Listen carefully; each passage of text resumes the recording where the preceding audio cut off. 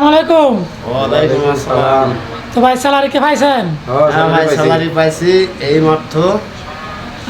এখন টাকা কি ব্যাংকে দেবেন নাকি হুন্ডিতে? আমার টাকা আমি হুন্ডিতে ছাড়বো, কারণ যে ব্যাংকে ছেড়ে কী লাভ? যে ব্যাংকে ছেড়ে রেমিটেন্স দিয়া আমাদের তো কোনো ফায়দা নেই, কারণ আমাদের রেমিটেন্সের ফায়দা নিয়ে আমাদের ছাত্র ভাইদের উপরে গুলি করে, এইটা করে ওইটা করে, এইসব তো আমরা চাই না, ঠিক আছে? আর আমরা তো মূল্যে আমাদের লাশটাও বহন করতে চাই না সরকার। তা আমার টাকা আমি 12 ঘন্টা ডিউটি করে কামাই করি, আমি যে বা ইচ্ছা সামনে ছাড়বো, পণ্ডিত ছাড়ি আর ব্যাংকে ছাড়ি, সেটা আমার ইচ্ছা। তবে আমি ব্যাংকের টাকা ছাড়বো না।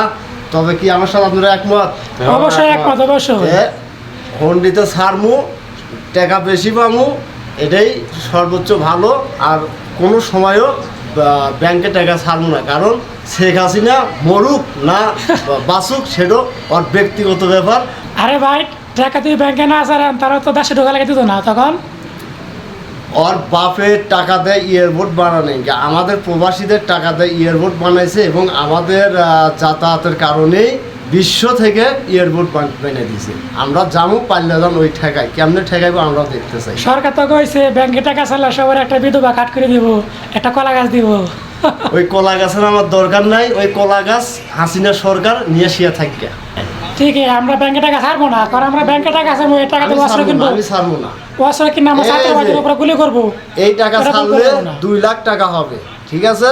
আমি হন্ডির টাকা ছাড়মু, আমি ব্যাংকে কখনো ছাড়বো না, কারণ আমার ছাত্র ভাইদের সাথে আমরা প্রবাসীরা একমত। আসসালামু আলাইকুম ছাত্র ভাই, আমরা আছি তোমাদের পাশে, সমস্যা আমরা নাই। আছি, আর ছাত্র ভাইদের পেছনে আমরা প্রবাসীরা সবসময় আছি। আগেও ছিলাম, এখনো আছি। ছাত্র ভাইদের পেছনে আছি। আমরা হয়তো প্রবাস থেকে তোমাদের আন্দোলনে সরাসরি যুক্ত হতে পারি নাই, কিন্তু আমরা প্রবাস থেকে তোমাদের আন্দোলনে আমরা যুক্ত হয়েছি। কিন্তু ইনশাল্লাহ আমরা তোমাদের পেছনে সবসময় থাকবো। দেশের বাইরে থেকে যতটুকু পারি ততটুকু পাশে থাকবো ইনশাআল্লাহ। ইনশাল্লাহ, ইনশাল্লাহ।